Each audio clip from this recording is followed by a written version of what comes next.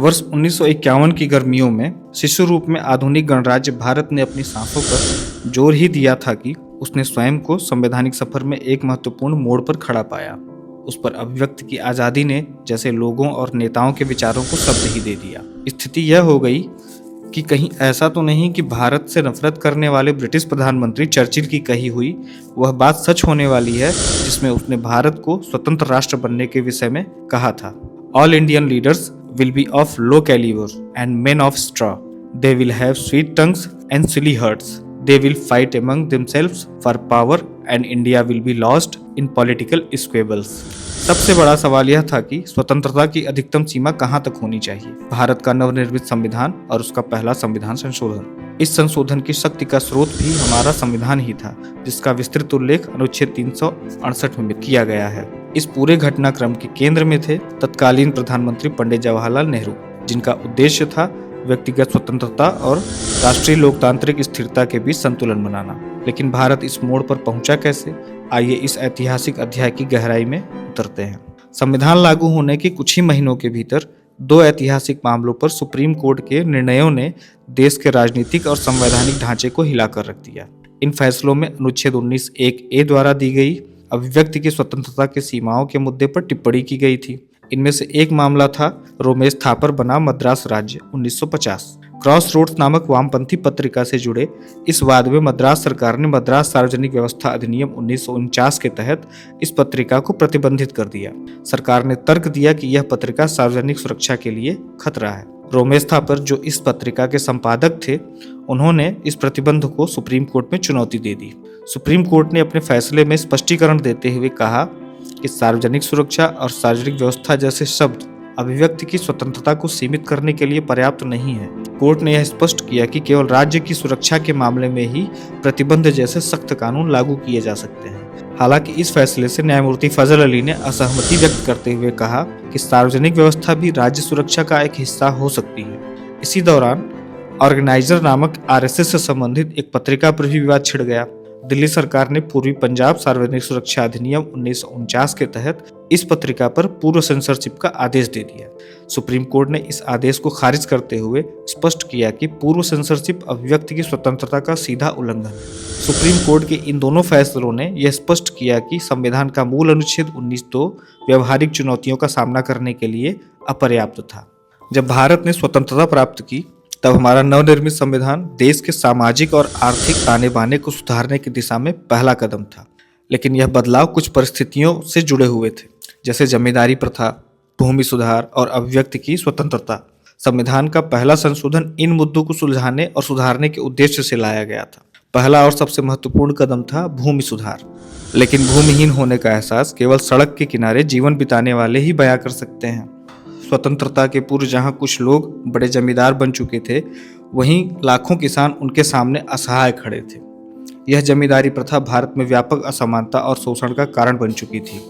इसके निवारण के क्रम में तत्कालीन नेहरू सरकार ने संविधान के पहले संशोधन द्वारा संविधान में अनुच्छेद 31(a) और अनुच्छेद 31(b) जोड़ दिया, जिसने राज्य सरकारों को जमीन के वितरण और जमींदारी उन्मूलन के लिए कानूनी अधिकार दे दिए।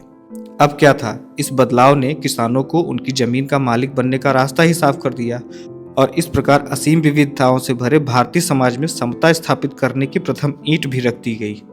भारत में अभिव्यक्ति की स्वतंत्रता एक मौलिक अधिकार के रूप में दी गई थी, लेकिन इसे कुछ शर्तों के तहत नियंत्रित भी किया गया।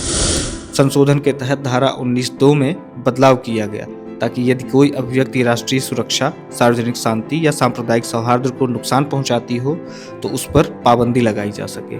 यह बदलाव एक जरूरत थी ताकि समाज में शांति बनी रहे और कोई भी ऐसी बात न हो जिससे देश की स्थिरता को खतरा हो।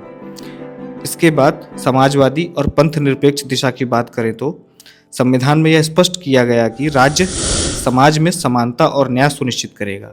धारा 39 और धारा 46 के जरिए सरकार को यह जिम्मेदारी दी गई थी कि वह पिछड़े और कमजोर वर्गों के लिए कल्याणकारी उपायों को बढ़ावा देगी। यह संशोधन उस समय की सामाजिक समस्याओं को समझते हुए लाया गया था, जिसमें यह सुनिश्चित किया गया कि हर नागरिक को समान अवसर मिले, चाहे वह किसी भी धर्म से संबंधित हो या किसी भी जाति से संबंधित हो। जब पंडित नेहरू ने इस संशोधन को संसद में पेश किया तो उन्होंने इसे राष्ट्र की सुरक्षा और सामुदायिक शांति बनाए रखने के लिए अनिवार्य बताया। उन्होंने भारतीय दंड संहिता की धारा 153 का उदाहरण दिया, जो विभिन्न समुदायों के बीच वैमनस्य फैलाने वाले कृत्यों को दंडनीय बनाती थी। पंडित नेहरू ने संसद में स्पष्ट करते हुए कहा कि कोई भी मौलिक अधिकार राज्य के गंभीर खतरे को झेलते हुए जीवित नहीं रह सकता। उनके लिए यह संशोधन लोकतंत्र को सीमित करने का नहीं, बल्कि इसे स्थिर और सुरक्षित बनाने का एक प्रयास था। हालांकि संविधान का पहला संशोधन भारतीय राजनीति में एक महत्वपूर्ण मोड़ था। संविधान सभा के सदस्य एच.वी. कामथ ने इस संशोधन को लोकतांत्रिक मूल्यों का उल्लंघन बताया और चेतावनी दी कि यह कदम भविष्य में राज्य को अत्यधिक अधिकार देने का कारण बन सकता है, जिससे दुरुपयोग की संभावना बढ़ जाएगी। उनका मानना था कि यह संशोधन व्यक्तिगत स्वतंत्रता को खतरे में डाल सकता है और इससे सरकार के पास अधिक शक्ति आ जाएगी, जो लोकतांत्रिक प्रक्रियाओं के लिए खतरे की घंटी हो सकती थी। वही स्वतंत्र सदस्य एच.एन. कुंजरू ने इसका विरोध करते हुए तर्क दिया कि संविधान का मूल अनुच्छेद 19(2) पहले ही सुप्रीम कोर्ट के विवेकपूर्ण फैसलों के लिए पर्याप्त था और इसमें एक और अधिक संशोधन की जरूरत नहीं थी। उनका कहना था कि यदि अदालतों को सही दिशा में मार्गदर्शन दिया जाए तो कोई भी स्थिति बिना संविधान में बदलाव किए ही हल की जा सकती है। इस तरह संविधान के पहले संशोधन पर अलग अलग दृष्टिकोण सामने आए, यहाँ तक कि आज भी इस संशोधन को लेकर बहस जारी है। वर्ष 2021 में प्रधानमंत्री नरेंद्र मोदी ने इसे मन की बात कार्यक्रम में अभिव्यक्ति की स्वतंत्रता को सीमित करने वाला खेदजनक कदम बताया। संविधान के पहले संशोधन ने न्यायिक समीक्षा की प्रक्रिया को सशक्त किया, जिससे न्यायालयों को यह अधिकार मिला कि वे विभिन्न प्रतिबंधों की वैधता और तर्कसंगतता का आकलन कर सके। इसने सुनिश्चित किया कि सरकार द्वारा लगाए गए प्रतिबंध संविधान के अनुरूप हों। साथ ही इस संशोधन ने राज्य की शक्ति में भी वृद्धि की, जिससे सरकारों को नए खतरों का सामना करने में मदद मिली। हालांकि इस वृद्धि के साथ साथ इसके दुरुपयोग की भी संभावना थी, क्योंकि विस्तृत प्रतिबंधों के चलते सरकार अपनी शक्तियों का अत्यधिक उपयोग कर सकती थी। इस प्रकार जबकि इस संशोधन ने सरकारी कार्यों को आसान बनाया, वहीं न्यायिक समीक्षा की प्रक्रिया ने यह सुनिश्चित किया कि सरकार अपनी शक्तियों का दुरुपयोग न करे।